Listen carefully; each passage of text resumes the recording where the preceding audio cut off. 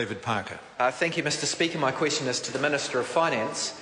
Does he stand by his statement regarding migration to Australia?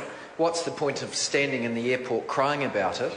And if so, how many of the 158,167 people that have migrated to Australia since November 2008, as reported by Statistics New Zealand, are from 18 to 30 years of age in number and percentage terms? The Honourable Bill English. Mr. Speaker, since November 2008, 61,937 people aged 18 to 30, about 39% of the total. And yes, I do stand by my statement because I think it's important New Zealand gets on with expanding industries, supporting businesses and creating jobs so that those young people feel like they have more choices in a country going ahead, not one that's spending and borrowing more than it can afford. The Honourable David Parker. How can New Zealand prosper when so many of our youngest and brightest are choosing to work in Australia rather than contribute to New Zealand's economy? The Honourable Bill English. Well, Mr. Speaker, New Zealand can prosper if, for instance, the opposition support the government's push to expand our oil and gas and minerals industries, exactly the industries that those young New Zealanders are going to work in Australia. So if it's good enough for them to stay here, it's good enough for us to have those kinds of jobs for them. The Honourable David Parker. When will he acknowledge that too many young New Zealanders are leaving because under his government they lack hope and opportunity in New Zealand? The Honourable Bill English. Well, Mr. Speaker, I don't accept that. The fact is, in recent years, the Australian economy has had higher growth rates in New Zealand. The migration flows between the two countries have generally correlated with those growth rates. The New Zealand government is pushing to accelerate our growth rate, in part by expanding the kind of industry that has been at the core of Australia's success, and that is its resource-based industries where those young New Zealanders are going to get those jobs.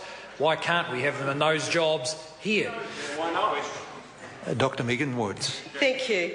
Does he agree the Canterbury rebuild offers opportunities for young Kiwis to stay and work in New Zealand? And if so, how does the government's record of spending a paltry $8 million on post-earthquake skills training in Canterbury out of a total of $42 million allocated help young Kiwis get the skills needed to fill those jobs and stay in New Zealand? The Honourable Bill English. Well, Mr. Speaker, I think there's two parts to that answer. In the first place, the government looks to be heading to spend somewhere around 13 to 14 billion in Christchurch, and that is providing lots of jobs for young. That will provide lots of jobs for young New Zealanders. Secondly, with respect to training places, there are more training places available than there are young New Zealanders willing and able to take them up, and we expect to maintain that situation for some time yet. The Honourable David Parker. Given that National campaigned so vociferously on reducing the brain drain to Australia, why do his targets, by which he can be held to account, not include any target or milestone for closing the wage gap with Australia, nor to decrease the number of New Zealanders moving from New Zealand to Australia? The Honourable Bill English. Well, Mr. Speaker, the number of New Zealanders going to Australia can be measured every day. The one way to stem that flow is to support businesses who make the decisions to invest more and employ another person. And that is why so many New Zealanders didn't vote for the Labour Party in the last election, because they know that they don't take that approach. The Honourable David Parker. Is he proud that the Statistics New Zealand figures show that National's policies are turning Generation Y into Generation Oz? The Honourable Bill English. Mr. Speaker, that's not what the figures show, and I'm very proud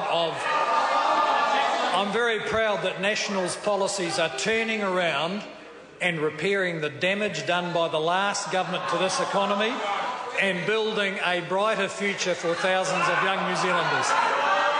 Question number 10, Colin King. Thank you, Mr. Speaker.